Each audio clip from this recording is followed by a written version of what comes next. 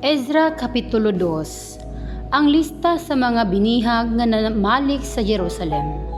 May mga Israelinhon sa probinsya sa Juda nga gibihag kaniadto ni Haring Nebuchadnezzar o gidala sa Babylonia.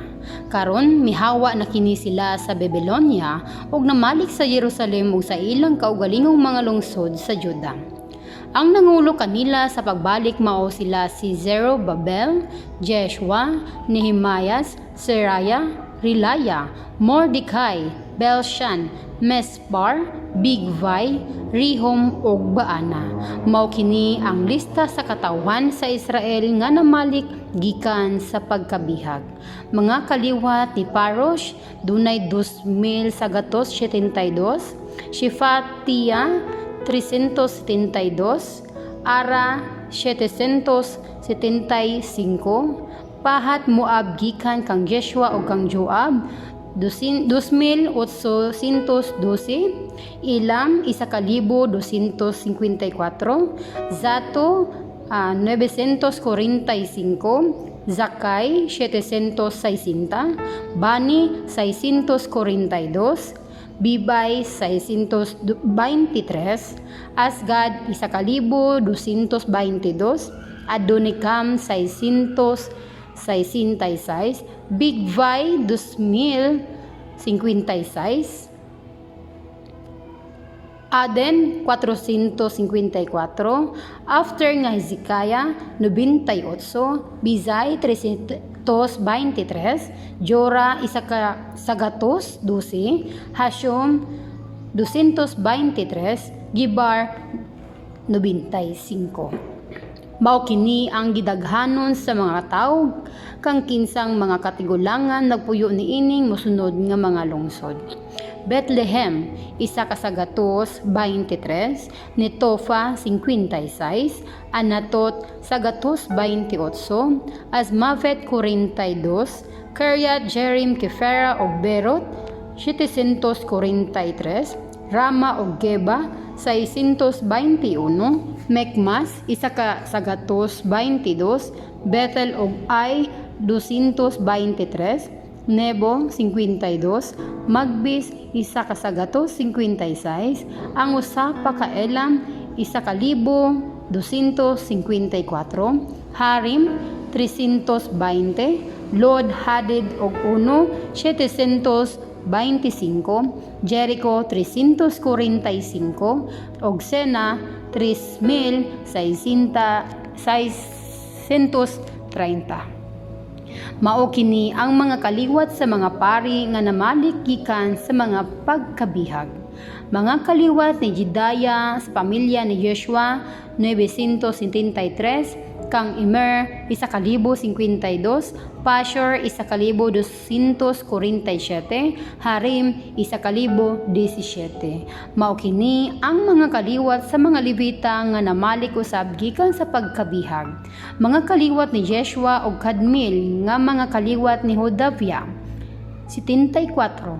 Mga mag-aawit sa templo nga mga kaliwat ni Asaf nga gwardya sa templo 1,128, mga gwardya sa templo nga mga kaliwat nila ni Shalom, Ater, Talmon, Akob, Hateta o Shubay 1,139. Mao kini ang mga kaliwat sa mga sulugoon sa templo nga namalik usab gikan sa pagkabihag.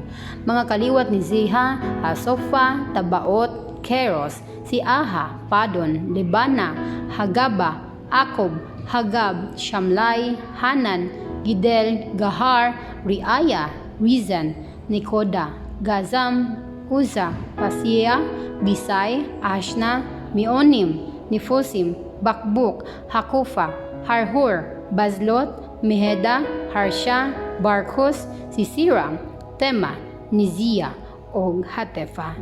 Namalik usab gikan sa pagkabihag ang mga kaliwat sa mga sulugoon ni Solomon, ang mga kaliwat ni Sutay, Usiferit, Peroda, Jaala, Darkon, Gidel, Shefatia, Hatel, Pokeret, Hazibaim, og Ami.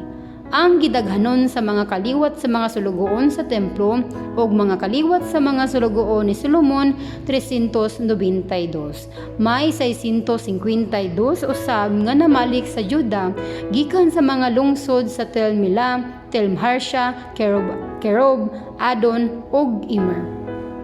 Kini sila mga kaliwat nila ni Delaya, Tobia og Nekuda apan dili nila mapamatud-an nga mga Israelinhon sila. Dili usab mapamatud-an sa mga kaliwat ni Hobaya, Hakos ug Barzillai nga mga pari sila. Kini si Barzillai nga pari kuno nangasawa sa anak ni Barzillai nga taga Gilead ug sukad niadto gidalanan niya ang ngalan sa iyang ugangan. Tungod kay dili nila makita ang lista sa ilang mga katigulangan, giisip sila nga mahugaw ug wala dawata ingon nga mga pari. Giingnan sila sa gobernador sa Juda nga dili sila mahimong mukaon sa mga pagkaon nga gihalad ngadto sa Dios hangtod nga adunay pari nga magapangutana sa Dios mahitungod sa ilang pagkapari pinaagi sa Urim ug Tumim.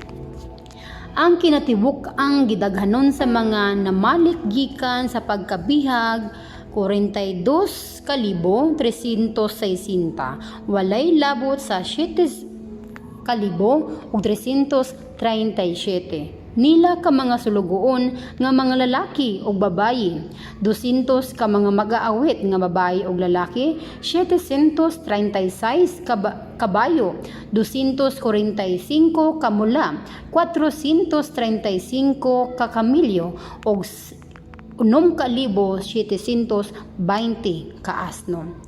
Sa pag-abot nila sa templo sa Ginoo sa Jerusalem, ang ubang mga pangulo sa mga pamilya mihatag sa ilang kinabubutong mga halad sa pagpatukod pag-usab sa templo sa gitukuran niining kaniadto.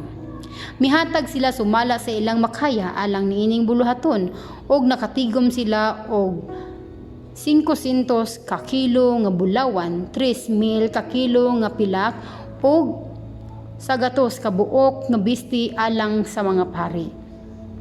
Ang matag usa kanila na malik sa mga lungsod nga gigikanan sa ilang mga pamilya, apil na ang mga pari, ang mga Levita, ang mga mag-aawit, ang mga gwardya sa mga pultahan sa templo ug ang mga sulugoon sa templo.